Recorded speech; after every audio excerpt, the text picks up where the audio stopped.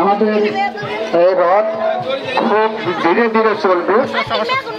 আপনারা যারা আছেন আমি অনুরোধ করবো আপনাদের টান দেওয়া লাগবে না, দেখবেন আপনাদের শুধু ধরে রাখেন, শুধু স্পর্শ করে থাকেন। রথ আপনি চলে, বিশ্বাস না হয়েছে দেখেন, আপনি টান দিবেন না, আপনি কেউ টান দিবেন না, দেখবেন যে রথ আপনি চলবে। বিশ্বাস করেন, একটু দেখবেন, খালি শুয়ে থাকবে।